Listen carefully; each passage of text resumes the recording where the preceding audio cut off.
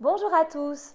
Aujourd'hui, tu te retrouves confronté à un ex qui semble vouloir rester ami avec toi et tu t'interroges du coup sur ses intentions. J'ai décidé de faire une vidéo pour répondre à ça, pour essayer de t'éclairer sur le sujet parce que je le vois dans mes coachings, c'est quelque chose qui vous perturbe énormément. Vous avez souvent peur d'être manipulé ou que ce soit fait par intérêt. J'entends souvent des gens me répondre ah oui, mais c'est quelqu'un de très poli, c'est pour ça.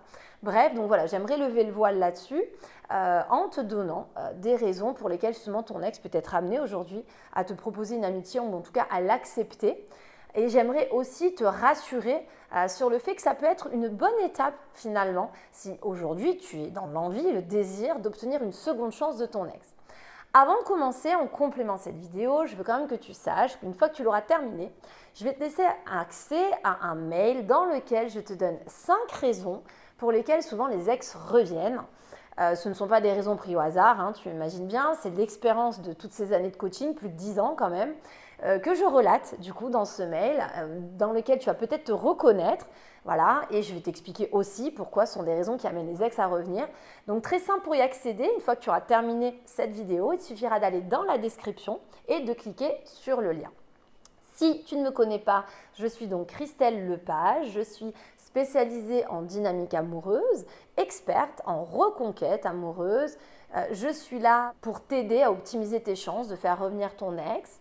Je suis là également pour tenter finalement de décrypter peut-être certains faits et gestes de ton ex que tu n'arrives pas malheureusement aujourd'hui à comprendre, tout simplement parce que bouleversé, généralement, tu vas manquer de lucidité, d'objectivité.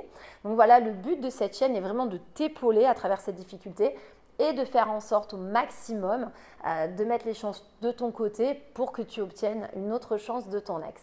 Raison pour laquelle je t'invite donc à t'abonner à ma chaîne. Tu peux également, pense-y, à cliquer sur la cloche des notifications. Ça c'est pratique, ça te permet en fait d'être averti dès qu'une nouvelle vidéo sort sur la chaîne YouTube. Alors ton ex veut être ami, qu'est-ce que ça signifie vraiment? Alors le premier cas de figure auquel tu peux être confronté, c'est tout simplement un ex qui aujourd'hui a besoin d'un confort émotionnel. Ce que je veux dire par là, c'est que malgré la volonté de rompre, son besoin de se séparer, l'idée que visiblement tu n'es plus la personne en mesure de le ou la rendre heureuse dans les mois, les années qui arrivent, eh ben, ne sont pas suffisantes pour couper les ponts violemment ou voilà, tirer complètement un trait sur toi.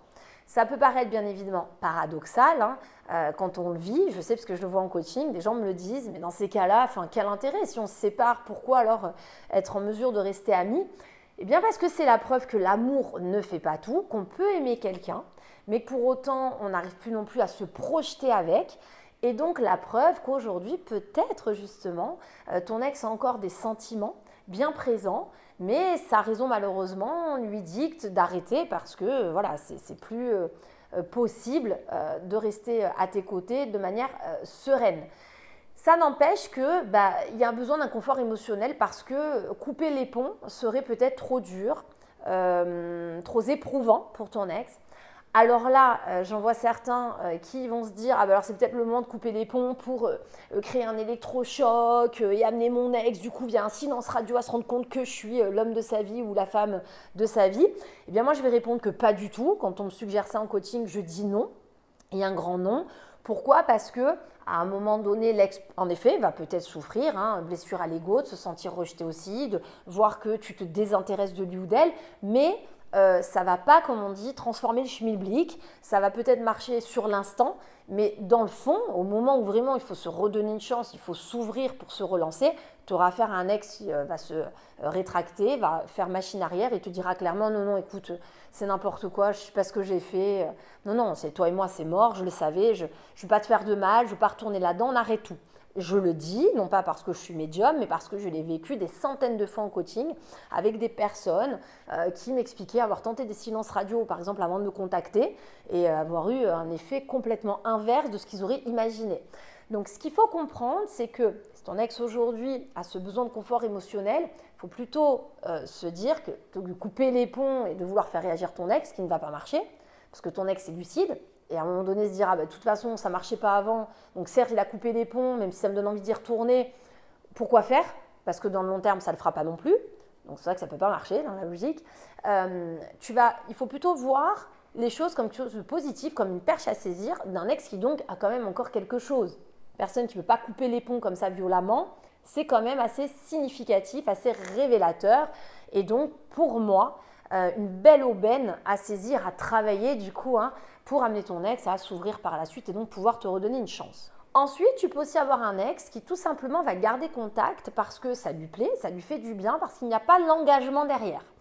Là encore, ça peut être une personne qui donc clairement n'a pas envie de se séparer de toi violemment, a besoin de garder un lien, mais se sent rassurée de le faire maintenant qu'il n'y a plus d'engagement. C'est-à-dire que, voilà, dans son esprit, le fait d'acter que c'est de l'amitié, ton ex va se dire, voilà, tu ne vas pas lui mettre de pression, tu ne vas pas finalement repartir dans des tumultes de douleur, si jamais toutefois demain ton ex remet un peu de distance. Bref, ça présage pour ton ex, ça lui donne en tout cas la sensation voilà, d'avoir une relation plus légère à tes côtés, sans avoir d'obligation.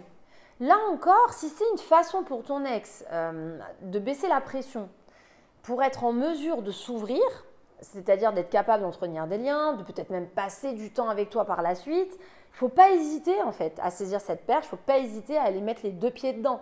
Là, il ne faut pas commencer à avoir peur de la friend zone, de commencer à imaginer que du coup, comme on devient amis, on n'en sortira plus jamais. C'est pas vrai. Je veux dire, il y a plein de gens qui passent par cette étape et qui réussissent ensuite à recréer des complicités, mais sentimentales, plus poussées pour du coup relancer une dynamique dans les sentiments, dans les émotions et donc réouvrir une porte avec leur ex. Donc c'est pour ça qu'il faut faire attention de ne pas avoir peur de choses trop rapidement, trop vite. Déjà, tente-le, regarde ce que ça peut donner. Vois si les choses peuvent évoluer avant de t'en inquiéter. La friend zone, je veux dire, il faut déjà y aller pour après se rendre compte que finalement on est vraiment amis. Mais dans les débuts, ça peut valoir le coup vraiment d'essayer. Donc si aujourd'hui ton ex en est là, c'est-à-dire accepte finalement d'être ami parce qu'il y a une envie de garder ce lien, mais sans avoir cette pression derrière d'engagement, eh bien ce n'est pas quelque chose de mauvais, bien au contraire. Ensuite, l'autre raison, c'est l'ex qui a tout simplement peur de perdre tout contact. Là, ça peut paraître aussi un petit peu bizarre, mais ce sont souvent des personnes en fait qui ont besoin de garder un contrôle d'une certaine façon. C'est pas de la manipulation, c'est pas une façon forcément de te garder sous le coude, quelque chose de malveillant.